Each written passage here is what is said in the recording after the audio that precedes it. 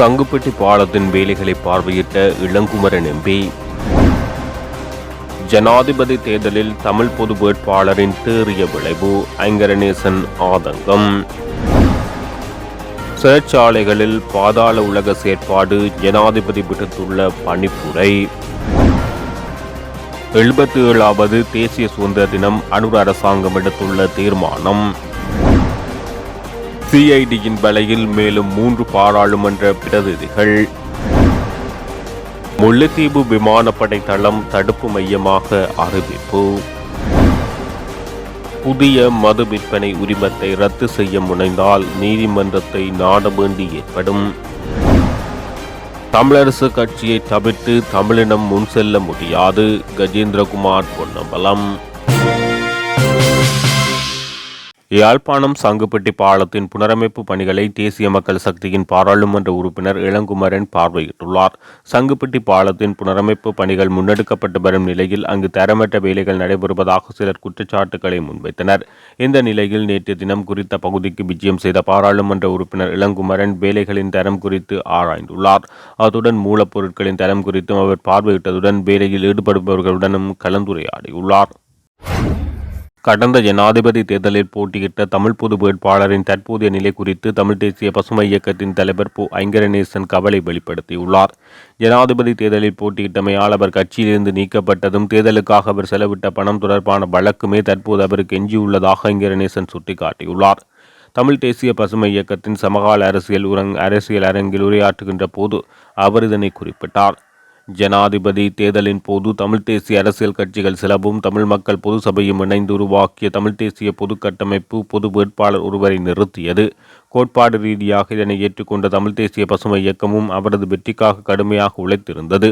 அவர் 2 லட்சத்துக்கும் அதிகமான வாக்குகளை திரட்டியிருந்தார். இது தமிழ் மக்களை தேசமாக்குவதற்கு திரட்டுவதற்கு கிடைத்த வெற்றியாகவே நோக்கப்பட்டது. ஆனால் பாராளுமன்ற தேர்தலில் தேசமாக திரட்டப்பட்ட மக்கள் புதிய வழிகாட்டுதல் இல்லாததால் பிரிந்து நின்று தங்கள் விருப்பத்துக்கு வாக்களித்தார்கள். யுத்தத்துக்கு பின்னர் தமிழ் அரசியலை நெறிப்படுத்த சிவில் அமைப்புகள் எனப்படும் குடிசார் அமைப்புகளின் வகிப்பாகம் இன்றியமையாததாக உணரப்பட்டது. இதன் விளைவாகவே தமிழ் மக்கள் பேரவை தோற்றம் பெற்று வெற்றிகரமாக எழுக தமிழ் பேரணிகளை நடாத்தி காட்டியது. தமிழ் மக்களின் அரசியல் பிரச்சினைக்காக குறைந்தபட்ச தீர்வு திட்டம் ஒன்றையும் முன்வைத்திருந்தது. தமிழ் மக்கள் பேரவையின் மீது மக்கள் மிகுந்த எதிர்பார்ப்பை கொண்டிருந்தார்கள். ஆனால் தமிழ் மக்கள் பேரவையின் இணைத்தலைவர்களில் ஒருவராக இருந்த விக்னேஸ்வரன் தனியான ஒரு கட்சி ஆரம்பித்ததுடன் அது குறை ஆயுளுடன் முடிவுக்கு வந்தது. குடிசார் அமைப்புகள் இணைந்து உருவாக்கிய தமிழ் மக்கள் பொது சபை மீது பொதுமக்கள் நம்பிக்கை கொண்டிருந்தார்கள். இதனால் பொது வேட்பாளருக்கு தமிழ் மக்கள் திரளாக வாக்களித்திருந்தார்கள். ஆனால் அந்த நம்பிக்கையும் இப்போது பொய்ப்பிட்டு போய்விட்டது என தெரிவித்துள்ளார். சிறைச்சாலைகளில் இடம்பெறும் போதைப்பொருள் கடத்தல் மற்றும் பாதாள உலக செயற்பாடுகளை தடுப்பதற்கு நடவடிக்கை எடுக்குமாறு அதிகாரிகளுக்கு ஜனாதிபதி பணிப்புரை விடுத்துள்ளார். ஜனாதிபதி செயலகத்தில் நேற்று இடம்பெற்ற கலந்துரையாடலின் போது இந்த பணிப்புரை விடுக்கப்பட்டுள்ளது. அத்துடன் போதைப்பொருள் மற்றும் பாதாள உலகத்துடன் தொடர்புடைய நபர்களின் வழக்கு நடவடிக்கைகள் துரிதமாக நிறைவு செய்யுமாறு அதிகாரிகளுக்கு அறிவித்த ஜனாதிபதி அதற்கான இணையவழி முறைமையை பின்பற்றுவதற்கான சாத்தியக்கூறுகளையும் சுட்டிக்காட்டியுள்ளார். மேலும் ஆன்லைன் முறையினூடாக வழக்கு நடவடிக்கைகளை மேற்கொள்வதில் ஏற்படும் சிரமங்களை கண்டறிந்து அது தொடர்பான உட்கட்டமைப்பை மேம்படுத்துமாறு ஜனாதிபதி அறிவித்துள்ளார். இதன்போது சிறைச்சாலைகளில் இடம்பெறும் முறைகேடுகளில் அதிகாரிகளுக்கும் தொடர்பு இருப்பதாக எழுந்துள்ள குற்றச்சாட்டுகள் தொடர்பில் கலந்துரையாடப்பட்டது. அத்துடன் இதனுடன் தொடர்புள்ள அதிகாரிகளுக்கு நிறுவன மட்டத்திலான ஒழுக்காற்று நடைமுறைகளுக்கு அப்பால் சட்ட நடவடிக்கை எடுக்குமாறு சம்பந்தப்பட்ட அதிகாரிகளுக்கு ஜனாதிபதி ஆலோசனை வழங்கியுள்ளார். இதேவேளை இந்த கலந்துரையாடலில் அரச பகுப்பாய்வாளர் திணைக்களத்தில் நிலவும் வெற்றிடங்கள் தொடர்பில் கவனம் செலுத்தப்பட்டுள்ளதுடன் அந்த வெற்றிடங்களை உடனடியாக நிரப்புவது தொடர்பிலும் கலந்துரையாடப்பட்டது. 77வது தேசிய சுதந்திர தின விழாவை கொழும்பு சுதந்திர சதுக்க வளாகத்தில் குறைந்த செலவில் நடாத்த அரசாங்கம் தீர்மானித்துள்ளது. நாட்டின் பெருமையை வெளிப்படுத்தும் வகையில் இது பெருமையுடனும் கம்பீரத்துடனும் நடைபெற வேண்டுமென பொது நிர்வாக மாகாண சபை மற்றும் உள்ளூராட்சி அமைச்சர் சந்தன அபேரத்ன தெரிவித்தார். உள்நாட்டல்வர்கள் கேட்போர்ட் கூடத்தில் நேற்று நடைபெற்ற 77வது தேசிய சுதந்திர நிகழ்வின் முதலாவது ஏற்பாட்டுக்குழு கூட்டத்தில் கலந்து கொண்ட போது அமைச்சர் இதனை தெரிவித்தார். இதேவேளை நாட்டின் பொருளாதாரம் உடைந்த நிலையில் உள்ளதால் குறைந்த செலவில் நிகழ்வை நடாத்துவதில் கவனம் செலுத்த வேண்டும் என அவர் வலியுறுத்தியுள்ளார். கடந்த வருடம் சுதந்திர விழாவுக்காக அமைச்சு 107 மில்லியன் ரூபாவை செலவிட்டிருந்த நிலையில் இயன்றவரை செலவுகளை குறைத்து இந்த வருட சுதந்திர தின விழா குறித்து கவனம் செலுத்த வேண்டும் என அமைச்சர் சுட்டிக்காட்டியுள்ளார். பாராளுமன்ற இணையதளத்தில் நீதியமைச்சர் ஹஸ்ன நாணயக்காரவின் பெயருக்கு முன்னால் கலாநிதி என்ற பெயர் தவறாக குறிப்பிடப்பட்டமை தொடர்பில் குற்றப்புலனாய்வு திணைக்களம் எதிர்வரும் நாட்களில் பாராளுமன்றத்தின் மேலும் 3 பிரதிநிதிகளிடம் வாக்குமூலங்களை பதிவு செய்யவுள்ளது. சபைத் தலைவர் அலுவலகம் மற்றும் அரசாங்க கட்சி பிரதான அமைப்பாளர் அலுவலகத்தின் 3 பிரதிநிதிகள் பின்வருமாறு விசாரிக்கப்பட உள்ளதாக தெரிவிக்கப்பட்டுள்ளது. இதேவேளை குற்றப்புலனாய்வு திணைக்களம் இணையதளத்தில் தகவலை உள்ளிடும் பணிகளில் ஈடுபட்டு வரும் சபைப்பதிவு அலுவலகத்தின் உதவி பணிப்பாளர் பிரசன்னகுமார சிங்கவிடம் நேற்று 2 மணி நேரத்துக்கும் மேலாக விசாரணை நடாத்தியதாக போலீஸ் ஊடக பேச்சாளர் புத்திக மனதுங்க தெரிவித்துள்ளார். முல்லைத்தீவு இலங்கை விமானப்படை தளத்தை தடுப்பு மையமாக பிரகடனப்படுத்தும் அதிவிசேட வர்த்தமானி அறிவிப்பு வெளியிடப்பட்டுள்ளது. பொது பாதுகாப்பு அமைச்சர் ஆனந்த விஜயபாலவின் அனுமதியுடன் இந்த வர்த்தமானி அறிவித்தல் நேற்று வெளியிடப்பட்டது. இதன்படி இன்று முதல் முல்லைத்தீவு விமானப்படை தளம் தடுப்பு முகாமாக இயங்கும். வேறு நாட்டுக்கு தப்பிச் செல்ல முயன்ற மியான்மர் அகதிகள் குழுவை ஏற்றிச் சென்ற படகை கடற்படையினர் கைப்பற்றியதைத் தொடர்ந்து முல்லைத்தீவு விமானப்படை தளம் பேசுபொருளாக மாறியது. இந்த நிலையில் மெரிகானா தடுப்பு முகாமில் இடம் குறைவாக இருப்பதனால் நீதிமன்ற உத்தரவின் அடிப்படையில் அகதிகள் முல்லைத்தீவு விமானப்படை தளத்துக்கு தற்காலிகமாக மாற்றப்பட்டமை குறிப்பிடத்தக்கது. மட்டக்களப்பு மாவட்ட அபிவிருத்தி குழுவின் இந்த ஆண்டுக்கான இறுதிக் கூட்டம் அரசாங்க அதிபர் ஜே முரளிதரனின் ஒழுங்கமைப்பில் நேற்று இடம்பெற்றது. குறித்த கூட்டம் மட்டக்களப்பு பழைய மாவட்ட செயலகத்தில் நடாத்தப்பட்டது. புதிய அரசாங்கத்தின் முதலாவது மாவட்ட அபிவிருத்தி குழு கூட்டமானது அபிவிருத்தி குழுவின் இணைத் தலைவர்களான பிரதி அமைச்சர் அருண் ஹேமச்சந்திரன் மற்றும் கிழக்கு மாகாண ஆளுநர் தலைமையில் இடம்பெற்றது. மாவட்டத்தில் அண்மையில் ஏற்பட்ட வெள்ள அனர்த்தத்தினால் பெரிதும் பாதிக்கப்பட்ட விவசாய நஷ்ட ஈடு சம்பந்தமாகவும் பசலை வழங்குதல், டெங்கு கட்டுப்பாடு, சுகாதாரம், கல்வி, கடற்தொழில், போக்குவரத்து மற்றும் எதிர்காலத்தில் வெள்ள பாதிப்புகளை தடுத்தல் சம்பந்தமாக இங்கு விரிவாக ஆராயப்பட்டது. இன்றைய இந்த கூட்டத்தின் போது மாவட்டத்தின் மக்கள் பிரதிநிதிகள், அரசு திணைக்களங்களின் உயர் அதிகாரிகள், பிரதேச செயலாளர்கள், மாவட்ட செயலக உயர் அதிகாரிகள், விவசாய பிரதிகள் என பலரும் கலந்து கொண்டனர். பல்வேறு தரப்பட்ட செயற்திட்டங்கள் நிதி இல்லாதவாறு கைவிடப்பட்டதே நாங்கள் காணக்கூடியதாக இருந்தது. இன்னும் ஒரு புறத்தை நாங்கள் பார்த்தோம் என்று சொன்னால் பல இடங்களில் பல நிதிகள் எந்த விதமான ஒரு கேள்வி மனுவும் கூறப்படாமல் செலவழிக்கப்பட்டதையும் காணக்கூடியதாக இருக்கின்றது. இவ்வாறு காணி பிரச்சனை எடுத்து பார்த்தோம் என்று சொன்னாலும் அவ்வாறான விடயங்கள் பல இருக்கின்றன. இவை தொடர்பான விசாரணைகள் மேற்கொள்ள வேண்டிய இடங்களில் விசாரணைகள் நாங்கள் மேற்கொள்வதற்கான தீர்மானங்கள் எட்டியிருக்கின்றோம். மேலும் இது தொடர்பான நிரந்தரமான தீர்வினை பெற்றுக்கொள்வதற்கு நாங்கள் நிச்சயமாக நாங்கள் கடமைப்பட்டிருக்கிறோம்.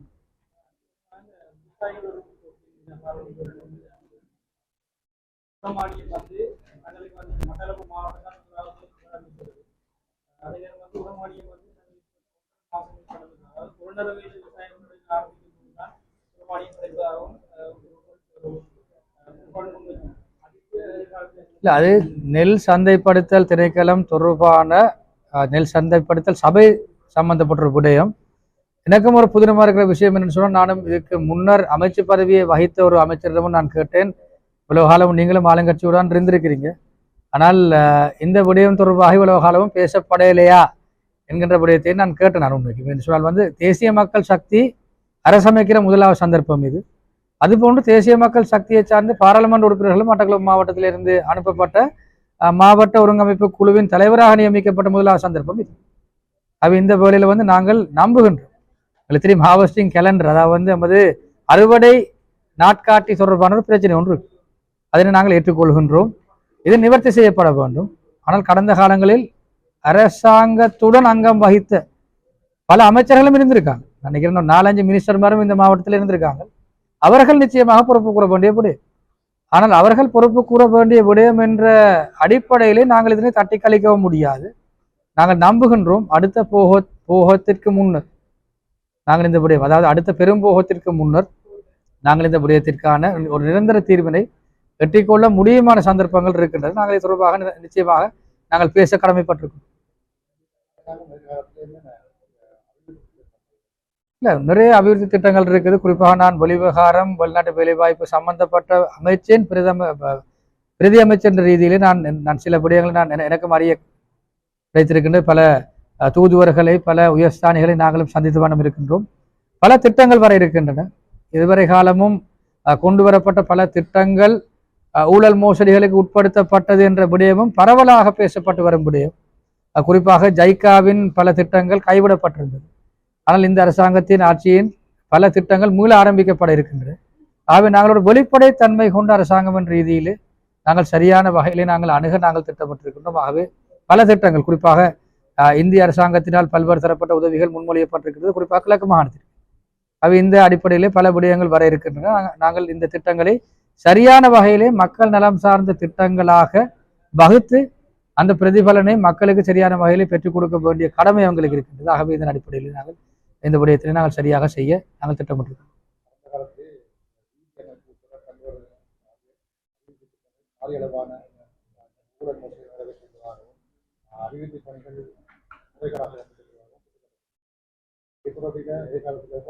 இல்லை, நாங்கள் இந்த விடயம் தொடர்பாக நாங்கள் விசாரணையை நாங்கள் மேற்கொள்ள இருக்கின்றோம். குறிப்பாக இன்றைய தினம் கூட ஒரு அறிக்கை எனக்கு கிடைத்திருந்தது. குறிப்பாக இந்த ஊழல் மோசடிகளுக்கு எதிரான தகவல்கள் அறிந்த நபர்கள் மூலமாக எங்களுக்கு ஒரு அறிக்கை வழங்கப்பட்டிருந்தது. அந்த அறிக்கையின் பிரகாரம் 760 மில்லியன் ரூபாய்கள் பெறுமதியான வேலை திட்டம் ஒன்று 25 மில்லியன் ரூபாய்களாக உடைக்கப்பட்டு, குறிப்பாக 31 வேலை திட்டங்களாக அறிவிக்கப்பட்டு கேள்வி மனு கோராமல் வேலை திட்டம் மேற்கொள்ளப்பட்டு தற்பொழுது நிறைவும் அடைந்திருக்கிறது. ஆகவே இது உண்மைக்கும் நாங்கள் பார்த்தோம்னு சொன்னால், இது அமைச்சரது வேண்டுகோளுக்கு இணங்க வீதி அபிவிருத்தி அதிகார சபையின் தவிசாளரின் அந்த அவரது கட்டளைக்கு அமைவாகத்தான் இந்த தீர்மானம் எடுக்கப்பட்டதாக இங்கே சொல்லப்பட்டது. ஆனால் இது ஒரு வகையில நாங்கள் பார்த்தோம்னு சொன்னால் 25 மில்லியனாக இதை உடைச்சி செஞ்சால் எந்த விதமான டெண்டரும் இல்லாமல் போக முடியும் என்கின்ற விடயம் ஏற்றுக்கொள்ளக்கூடிய விடயம். ஆனால் 25 மில்லியன் ரூபாய் பெறுமதியான 31 வேலை திட்டங்களை அடிப்படையாக கொண்டு, அதாவது வேலை திட்டங்களால் உடைத்து ஒரு 760 மில்லியன் ரூபாய் பெறுமதியான ஒட்டுமொத்த வேலை திட்டத்தை எந்த விதமான கேள்வி மனுவும் இல்லாமல் செய்து முடித்திருப்பது தொடர்பாக இன்னைக்கும் ஒரு பாரிய சந்தேகம், பாரிய கேள்வி எழுகின்றது. ஆகவே இந்த விடயம் தொடர்பாக நிச்சயமாக நாங்கள் விசாரணைகளை மேற்கொள்வோம். இது மக்களிட பணம். கடந்த கால பகுதியில் மக்கள் பாரிய பொருளாதார நெருக்கடிக்கு மக்கள் முகம் கொடுத்தார்கள். இந்த நாடு வங்குரோத்து நிலை அடைந்தது. மேலும் நாங்கள் பார்த்தோம் என்று சொன்னால், நாங்கள் பல நாட்கள் கால் கடுக்க நாங்கள் எரிபொருள் வரிசைகளில் நின்றோம், கேஸ் வரிசைகளில் நின்றோம்.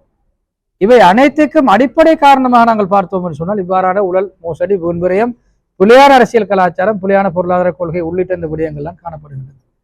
ஆகவே நாங்கள் இதனை மாற்றுவதற்கு நாங்கள் எத்தனிக்கின்றோம். குறிப்பாக மாவட்ட ஒருங்கமைப்பு குழு தலைவர் என்ற ரீதியிலே கடந்த காலங்களில் தலைவருக்கு வழங்கப்பட்டிருந்த வாகனம் மூலவும் என்னால் அந்த வாகனங்களை நான் பெற்றுக்கொண்டிருக்க முடியும். ஆனால் அந்த வாகனம் மாவட்ட அரசாங்க அதிபருக்கு இன்று கையளிக்கப்பட்டது. நான் வாகனத்தில் என்ன நிறமுன்னு தெரியா கேட்டு, நான் வெஹிக்கிள் இருக்காண்டு வெஹிக்கிள் இருக்குது பாவிக்கலும், ஆனால் நான் வாகனத்தை நான் பெற்றுக்கொள்ளவில்லை. நாங்கள் ஒரு புதிய அரசியல் கலாச்சாரத்தை நாங்கள் ஆரம்பிப்போம். ஆகவே இதற்கான பங்களிப்பை வழங்கும் உங்கள் அனைவருக்கும் நாங்கள் நன்றிகளை கூற நாங்கள் கடமைப்பட்டோம். கடந்த காலத்தில் இந்த அபிவிருத்தி சார்ந்த இனவாத ரீதியான நோக்கம் அரசாங்கத்திலையும் அதே நோக்கம் இருக்குமா, அதை மாற்ற இல்லை, இனவாத ரீதியான நோக்கம்னு சொல்லக்குள்ள ஒன்று மத்திய அரசாங்கத்தால் இனவாத ரீதியான நோக்கத்தோடு வள பங்கீடு சரியான வகையில் செய்யப்படாமல் என்று சொல்கிற குற்றச்சாட்டு ஒன்று. ரெண்டாவது விடயம் பிரதேச ரீதியிலும் மாவட்ட ரீதியிலும் இனவாத ரீதியில திட்டங்கள் வகுக்கப்பட்டன்னு சொல்ற குற்றச்சாட்டும் இருக்கு. இது தேசிய ரீதியிலேயும் இருந்திருக்குது, மாவட்ட ரீதியிலையும் இருந்திருக்கு. ஆனால் நான் நம்புகின்றேன் தேசிய மக்கள் சக்தியின் ஆட்சியில் அவ்வாறான விடயங்கள் ஏற்பட எந்த விதமான சந்தர்ப்பங்களும் இல்லை. மேலும் குறிப்பாக மாவட்ட ரீதியில் நாங்கள் ஒரு புதிய ஒரு அரசியல் கலாச்சாரத்தினை நாங்கள் கட்டியெழுப்ப நாங்கள் எத்தனிக்கின்றோம். குறிப்பாக நான் இந்த மாவட்டத்தைச் சேர்ந்த நபர் அல்ல, நான் வேறொரு மாவட்டத்தைச் சேர்ந்த நபர். என்னை பொறுத்தவரையிலே நான் 3 இன மக்களினதும் வாக்குகளினால் நான் பாராளுமன்றம் சென்றோம். ஆகவே இன்றைக்கு நான் அதை எந்த இனம்னு சொல்லி நான் சரியான வகையில் நான் தேடி பிடிக்கவும் இல்லை என்றால், நான் 3 இன மக்களும் எங்களை ஒன்றாகத்தான் சேர்ந்து பாராளுமன்றத்துக்கு அனுப்பியிருக்காங்க. அவை இந்த அடிப்படையில் நாங்கள் நம்புகிறோம். அந்த ப்ராக்டிஸை நாங்கள் சரியாக மட்டக்களப்பு டிஸ்ட்ரிக்ட்டுக்கும் எங்களுக்கு பிரயோகிக்க முடியும். நாங்கள் சரியான வகையில் நாங்கள் வளங்களை பங்கிட்டு அந்தந்த தேவைகள் உள்ள இடங்களுக்கு நாங்கள் விட்டு செல்ல முடியும். ஆகவே எந்த இனமும் பயப்பட தேவையில் இனவாத ரீதியில் அபிவிருத்திகள் தட்டி பறிக்கப்படும் என்ற எந்த விதமான சந்தேகங்களும் யாருக்கும் தேவையில்லை. நான் நம்புறேன் சரியான ரீதியில் எங்களுக்கு இந்த கோஆர்டினேஷனை நாங்கள் கொண்டு போகலும்னு சொன்னோம். நிச்சயமாக இந்த விடயத்தை நாங்கள் சரியான வகையில் முன்னோக்கி கொண்டு போகலும். ஒவ்வொரு ஜனாதிபதியின் கீழும் ஜனாதிபதி நிதியை பயன்படுத்திய நபர்களின் பேர் விவரங்கள் வெளியிடப்பட வேண்டும் என ஸ்ரீலங்கா பொதுஜன பெரமுனவின் தேசிய அமைப்பாளரும் பாராளுமன்ற உறுப்பினருமான நாமல் ராஜபக்ச தெரிவித்துள்ளார். தனது குடும்பத்தில் எவருக்கும் ஜனாதிபதி நிதி வழங்கப்படவில்லை எனவும் அந்த நிதியை யாரும் பெற்றுக்கொள்ள மாட்டார்கள் என அவர் தெரிவித்துள்ளார். இதேவேளை உள்ளூராட்சி சபை தேர்தலுக்கான வேட்புமனு தாக்கலின் போது பிரதித்துவப்படுத்தப்பட்ட கட்சிக்கு பதிலாக பல வேட்பாளர்கள் கட்சி மாறியுள்ள நிலையில் புதிய வேட்புமனுக்களை கோருவது நல்லது என வலியுறுத்தியுள்ளார். தேசிய மக்கள் சக்தியின் கீழ் வேட்புமனு தாக்கல் செய்த பலர் தற்போது பாராளுமன்றத்தை பிரதித்துவப்படுத்துவதால் உள்ளூராட்சி மன்ற தேர்தலுக்கு தற்போதுள்ள வேட்புமனுக்களின் கீழ் செல்வதில் சிக்கல் ஏற்பட்டுள்ளது என அவர் சுட்டிக்காட்டியுள்ளார். போரினால் பாதிக்கப்பட்ட கிளிநொச்சி மாவட்டத்துக்கு இவ்வருடம் புதிதாக வழங்கப்பட்ட மதுபான விற்பனை நிலையங்களுக்கான அனுமதி பத்திரங்களை பிரதேச மக்களின் கடும் எதிர்ப்பை கருத்தில் கொண்டு மீளாய்வு செய்வதற்கு மாவட்ட ஒருங்கிணைப்பு குழு கால அவகாசம் கோரியது. முறையாக அனுமதி பெற்ற மதுபான விற்பனை நிலையங்களை மூட நடவடிக்கை எடுத்தால் நீதிமன்றத்தை நாட வேண்டிய நிலை ஏற்படும் என கூட்டத்துக்கு தலைமை தாங்கிய அரசாங்க அமைச்சர் சந்திரசேகரம் அச்சம் வெளியிட்டார். கிளிநொச்சி மாவட்டத்தில் 2024ஆம் ஆண்டில் வழங்கப்பட்ட மதுபான விற்பனை நிலையங்களுக்கான உரிமங்களை ரத்து செய்வதற்கான முன்மொழிவை இலங்கை தமிழரசு கட்சியின் யாழ் மாவட்ட பாராளுமன்ற உறுப்பினர் சிவஞானம் சுரிதனால் டிசம்பர் 26ஆம் தேதி வியாழக்கிழமை இடம்பெற்ற மாவட்ட ஒருங்கிணைப்பு குழு கூட்டத்தில் முன்வைக்கப்பட்டது. யாரால் வழங்கப்பட்டது என்ற விடயம் வெளிப்படுத்தப்பட வேண்டும், அதனுடன் தொடர்புடைய அரசியல்வாதிகள் தொடர்பில் வெளிப்படுத்தப்பட வேண்டும். இந்த கிளிநொச்சி நகரத்துக்கு பொருத்தமில்லை என்பது பலரது கோரிக்கை. இதற்கு ஒரு தீர்மானத்தை இன்று முன்வைப்போம். இந்த தீர்மானத்தை நான் முன்மொழிகின்றேன் என தெரிவித்துள்ளார். பாராளுமன்ற உறுப்பினர் சிறிதனுடைய முன்மொழிவை பாராளுமன்ற உறுப்பினர் வைத்திய ராமநாதன் அர்ச்சுனா வழிமொழிந்ததாக பிரதேச ஊடகவியலாளர்களால் தெரிவிக்கப்பட்டது. இந்த நிலையில் கிளிநொச்சியில் புதிதாக திறக்கப்பட்டுள்ள மதுபான சாலைகள் உடனடியாக மூடுமாறு கோரி டிசம்பர் 24ஆம் தேதி நடாத்தப்பட்ட ஆர்ப்பாட்ட பேரணி கிளிநொச்சி டிப்போ சந்தியில் ஆரம்பமாகி மாவட்ட செயலகத்தை சென்றடைந்தமை குறிப்பிடத்தக்கது. தமிழரசு கட்சியும் தமிழ் தேசிய கூட்டமைப்பும் மக்கள் மத்தியில் இருந்த செல்வாக்கை இழந்த பாதையை தொடர்கின்ற வகையில் கட்சியினுடைய முடிவுகள் பதவிகள் அமையக்கூடாது என தமிழ் தேசிய மக்கள் முன்னணியின் தலைவரும் பாராளுமன்ற உறுப்பினருமான கஜேந்திரகுமார் பொன்னம்பலம் தெரிவித்துள்ளார். கடந்த பொதுத் தேர்தலில் மக்கள் வழங்கியுள்ள தீர்ப்பினை சரியாக புரிந்து கொண்டு மக்களால் நிராகரிக்கப்பட்ட ஒரு சிலருடைய ஆதிக்கத்தை கட்சி தொடர்ந்தும் அனுமதிப்பதன் ஊடாக தொடர்ந்தும் ஒரு மோசமான கொள்கை ரீதியான பாதையில் தமிழ் தேசிய அரசியலை தள்ளும் என பாராளுமன்ற உறுப்பினர் கஜேந்திரகுமார் பொன்னம்பலம் தெரிவித்துள்ளார். கொழும்பில் உள்ள அவரது இல்லத்தில் இடம்பெற்ற ஊடகவியலாளர் சந்திப்பில் சமகால அரசியல் விடயங்கள் தொடர்பாக அவர் இவ்வாறு தெரிவித்தார். தமிழரசு கட்சி பிரதான கட்சியாக உள்ளமையினால் அந்த கட்சியை தவிர்த்து தமிழினம் முன் செல்ல முடியாது. ஒரு பொது புள்ளியில் சந்திப்பதற்கு தமிழரசு கட்சியினுடைய பாராளுமன்ற குழு தலைவர் ஸ்ரீதரனுடன் ஏற்கனவே பேச்சுவார்த்தைகளை ஆரம்பித்துள்ளதாகவும் அதேபோல் ஜனநாயக தமிழ் தேசிய கூட்டணியின் பாராளுமன்ற உறுப்பினர் செல்வம் அடைக்கலநாதனுடனும் பேச்சுவார்த்தைகள் ஆரம்பித்துள்ளதாகவும் கஜேந்திரகுமார் தெரிவித்துள்ளார். இந்த பேச்சுவார்த்தைகள் அடுத்த ஆண்டில் முன்கொண்டு செல்ல எதிர்பார்த்துள்ளதாக அவர் குறிப்பிட்டுள்ளார். தமிழரசு கட்சி சரியான மாற்றங்களை செய்யுமானால் தமிழினத்துக்கும் தமிழ் தேசிய அரசியலுக்கும் ஒரு சுபீட்சமாக அமையும் என பாராளுமன்ற உறுப்பினர் கஜேந்திரகுமார் பொன்னம்பலம் தெரிவித்துள்ளார்.